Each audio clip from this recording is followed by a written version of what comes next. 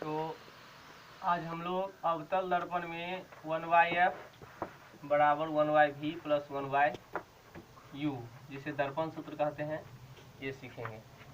तो यहाँ ये अवतल दर्पण है, इस अवतल दर्पण का हम नाम दे देते हैं m और m डैश।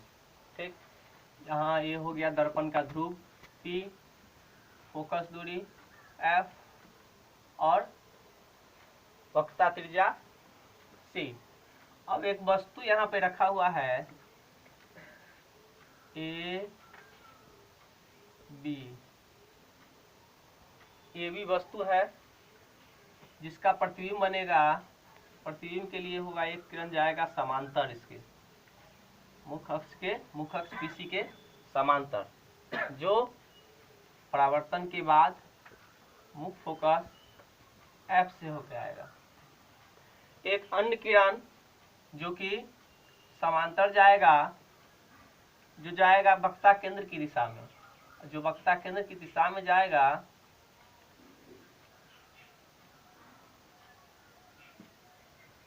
जो वक्रता केंद्र की दिशा में जाएगा वो उसी दिशा में लौट आएगा। यहाँ पर एक किरण आपतित हो रहा है मुख्य अक्ष के समांतर। तो मान लीजिए यदि यह हो जाएगा आपको m हो गया, ये हो गया यदि n मुख्य अक्ष के समांतर गया है और परावर्तन होकर मुख्य फोकस से आया है, एक आया है वक्रता केंद्र की दिशा में जो उसी पथ पर लौट गया है। तो अब यहाँ पर दोनों एक दूसरे को क्या कर रहे हैं, काट रहे हैं। तो आपका प्रतिबिंब कहाँ बन गया, ये आपका हो गया a डैश और b डैश, ये हो गया प्रतिबिंब, यानी AB का प्रतिबिंब हो गया a डैश b डैश। अब इसी फिगर के पर आधारित हम लोग ये सिद्ध करेंगे कि 1/v प्लस 1/u बराबर होता है 1/f, जहाँ v हो गया प्रतिबिंब दूरी, u वस्तु दूरी, f फोकस दूरी। अब यही हमको सिद्ध करना है इस फिगर की सहायता से। तो यहाँ अब हम क्या करेंगे, इसको हम थोड़ा सा समांतर करके यहाँ हम ले रहे हैं क्या, Q। अब हम लोग समरूप त्रिभुज दो त्रिभुजों को लेंगे और उसको समरूप करेंगे। तो हम पहले ले रहे हैं त्रिभुज ABC और A dash B dash C dash. उससे पहले हम चाहेंगे कि इस फिगर का जरा वर्णन हो जाए। तो यहाँ क्या है, तो लिखेंगे माना कि M डैश एक अवतल दर्पण है जिसका मुख्य अक्ष PC, फोकस मुख्य फोकस F तथा वक्रता केंद्र C है। ठीक, यहाँ एक वस्तु है AB, एक वस्तु AB को कहाँ रखा गया है, वक्रता केंद्र और अनंत के बीच, वक्रता केंद्र तथा अनंत के बीच रखा गया है। वक्रता केंद्र तथा अनंत के बीच में रखा गया है, जिसका प्रतिबिंब कहाँ बनता है, तो वक्रता केंद्र और फोकस के बीच बनता है। यहाँ लिखेंगे जिसका वास्तविक प्रतिबिंब वक्रता केंद्र तथा फोकस के बीच बनता है।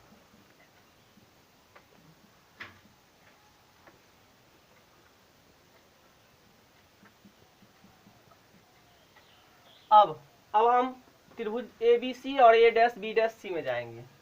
त्रिभुज ए बी सी तथा त्रिभुज ए डैश बी डैश सी, ये हुआ त्रिभुज ए बी सी और ये वाला त्रिभुज हो गया ए डैश बी डैश सी।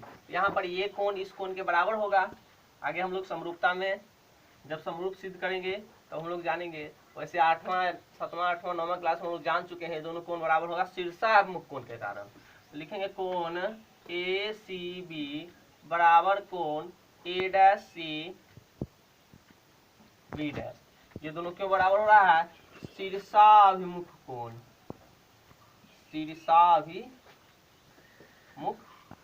कोण। इसी प्रकार से ये और ये दोनों लंबवत है तो दोनों हो जाएगा समकोण हो जाएगा, यानी कि कोण बी ए सी बराबर कोण बी डैश ए डैश सी। क्यों बराबर हो रहा है? प्रत्येक समकोण। इसीलिए एंगल समरूपता से ये त्रिभुज समरूप हो जाएगा। दो कोण तो समरूप बराबर हो गया तो तीसरा कोण ऑलरेडी बराबर होगा, इसलिए हो जाएगा एंगल समरूपता से त्रिभुज ए बी सी समरूप त्रिभुज ए डैश बी डैश सी। जैसा कि हम लोग जानते हैं कि दो समरूप त्रिभुज के संगत भुजा समानुपाती होते हैं, इसलिए समरूप त्रिभुज जैसे ए बी सी का ए बी भुजा और A dash B dash C का ए डैश बी भुजा समानुपाती होगा, यानी कि A B by A dash B इसका संगत भुजा लिए। अब ले लेंगे ए बी लिए इसका लिए ए डैश बी डैश। अब लेंगे इसका ये भुजा यानी कि ए सी और नीचे होगा आपको ए डैश सी। ये आपको हो गया इक्वेशन फर्स्ट। अब हम लोग जाएंगे इसी प्रकार से, आप देखिएगा तो ए डैश बी डैश एफ और एन क्यू एफ दोनों समरूप होगा। जिस प्रकार से ए बी सी और ए डैश बी डैश सी समरूप हुआ है उसी प्रकार से एंगल समरूपता से ये भी हो जाएगा। तो लिखेंगे इसी प्रकार त्रिभुज ए डैश बी डैश एफ समरूप हो जाएगा एन क्यू एफ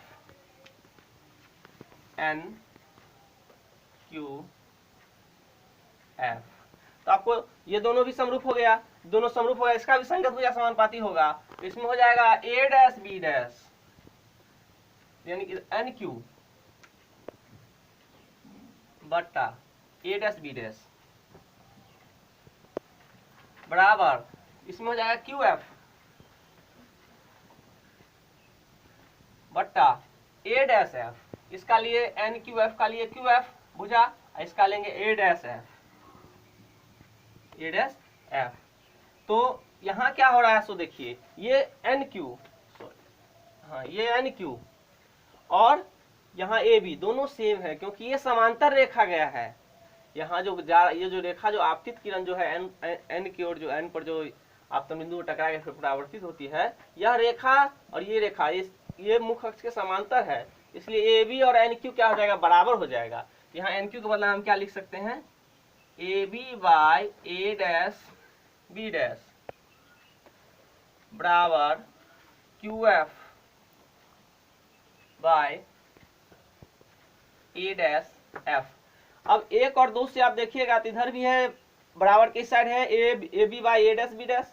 यहाँ भी है A B by A dash B dash क्योंकि एन क्यू के बदला हम लिख दिए ए बी। तो एक और दूसरे जब आप जाइएगा तो पता चलेगा कि L H S left hand side बराबर है, इसलिए दोनों आर एच एस भी बराबर हो जाएगा।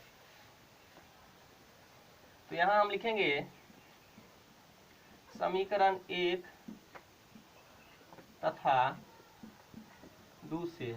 तो समीकरण 1 तथा दूसरे एल एच एस बराबर है तो आर एच एस बराबर होगा, यानी ए सी bye A dash C, A C bye A dash सी बराबर हो जाएगा Q F by A dash F. Q F आपको ये हो गया। अब देखिए यदि दर्पण का द्वारक अत्यंत छोटा होगा तो पी और क्यू में ज्यादा का फर्क नहीं होगा, जितना द्वारक बहुत छोटा होगा। लिखेंगे यदि दर्पण का द्वारक का मतलब होता है ये जो है ना, ये जो है ये दर्पण एकदम इतना हो जाए छोटा, पी और क्यू लगभग बराबर हो जाएगा। तो दर्पण का द्वारक अत्यंत छोटा हो तो क्या होगा, पी एफ बराबर हो जाएगा क्यू एफ लगभग में। यानी कि जो यहाँ क्यू एफ हम लिखे हुए हैं इसके बदला हम किसका प्रयोग करेंगे, क्यू एफ का प्रयोग करेंगे। A C by A dash C, Q F के बदला क्या लिख देंगे, P F by A dash F. अब हमको क्या करना है, इस सब को बदल करके या तो पीसी रखेंगे या पीए रखेंगे या पी ए डैश रखेंगे या पी एफ रखेंगे। यानी वस्तु दूरी, प्रतिबिंब दूरी, वक्रता त्रिज्या, फोकस दूरी, बस इतना ही। ए सी है आपको यहाँ से यहाँ, इस ए सी के बदला हम लिख देते हैं P A minus P C. A C है आपको ये, पी ए पूरा है, इसमें से पी सी घटाएंगे तो ए सी बचेगा। तो ए सी के बदला लिखेंगे हम P A minus P C. नीचे ए डैश सी है, ए डैश सी, ए डैश सी के बदला हम लिखेंगे पी सी माइनस ए डैश पी, पी सी ये माइनस ए डैश पी बराबर पी एफ के बदला में हम कुछ पी एफ ही रहने देंगे क्योंकि पी एफ फोकस दूरी है। और ए डैश एफ है आपको, ए डैश एफ के बदला में हम लिखेंगे A dash P minus P F. अब आप जब फिगर में गौर से देखिएगा तो पी ए हो गया वस्तु दूरी, पी ए बराबर माइनस यू। यहाँ माइनस यू क्यों लिख रहे हैं सो समझिए, दर्पण से सब बाईं ओर है और ग्राफीय निरूपण में क्या होता है कि मूल बिंदु से बाईं ओर जो भी चीज होता है ऊपर की ओर वो होता है माइनस। तो यहाँ बाईं ओर है, अक्ष पर है, ये माइनस हो जाएगा, इसलिए पी बराबर माइनस यू। पीसी, पीसी आपको है आर, पीसी आर हो गया, यानी कि एफ का दुगुना। पिछले क्लास में हम लोग ये सिद्ध कर चुके हैं बराबर बाई टू, यानी कि वक्रता त्रिज्या फोकस का दुगुना होता है। तो पीसी के बदला हम क्या लिख सकते हैं, माइनस टू एफ, ये हो गया। अब पीसी हो गया, अब यहाँ आपको क्या है और पीए पीसी, पीएफ, पीएफ के बदला में एफ लिखेंगे फोकस दूरी माइनस एफ। उसके बाद पीए, पीए यू हो जाएगा वस्तु दूरी, ये तो हो चुका है पीए। अब बचा क्या, पी ए डैश पी, तो ए डैश पी आपको हो जाएगा प्रतिबिंब दूरी वी। ठीक, अब इस चीज को हम सबको इसमें बैठा देंगे। पीए के बदला में क्या लिखेंगे, माइनस यू, पीसी के बदला में क्या लिखेंगे, minus minus two F by, PC के बदला में फिर लिखेंगे minus two F, A dash P के बदला में लिखेंगे भी, यानी कि minus minus V equal P F के बदला में minus F, A dash P के बदला में माइनस वी, फिर पी एफ के बदला में माइनस एफ। अब एक लाइन और यहाँ लिखते हैं, माइनस यू, ये minus minus plus two F, नीचे minus two F minus minus plus V equal minus F by minus B minus F. अब देखिए बस छोटा सा है इसमें, अब इसमें करना क्या है, तो ये आपको क्रॉस मल्टीप्लिकेशन होगा, तो minus U plus two F multiplied by minus V minus F, इससे ये दोनों का, ये नीचे वाले का इससे होगा, यानी हो जाएगा ये equal minus F multiplied by PC two F minus two F plus भी। अब इसका हम मल्टीप्लाई करेंगे तो ये आपको पहले हम भी से दोनों में करेंगे तो प्लस यू भी, और इससे करेंगे तो माइनस टू वी एफ। अब इससे हो गया, अब इससे होगा दोनों में, तो minus minus plus U F minus two F square, ये minus F plus two F का गुना हुआ है, तो यहाँ minus minus plus two F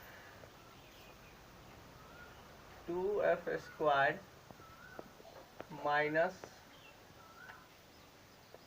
we F, कहीं पर ये टू एफ स्क्वायर जो है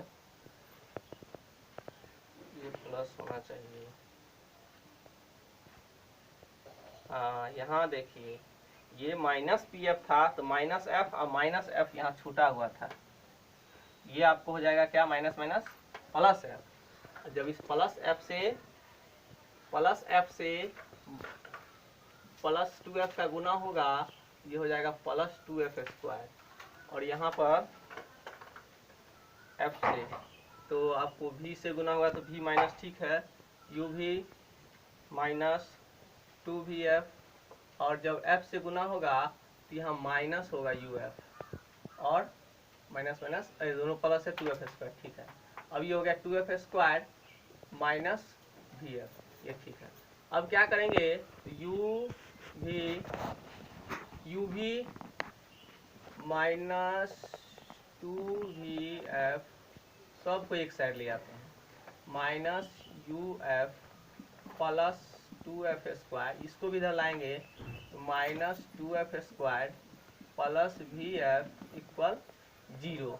ये कट गया, uv माइनस 2vf uvf और vf, आपको बचेगा क्या, uv माइनस uf, माइनस में 2vf प्लस में vf, तो ये बचेगा आपको माइनस vf इक्वल 0। तो uv, इस दोनों माइनस वाले को ले जाएंगे, uf प्लस vf। अब इस तीनों में uvf से भाग दे देंगे,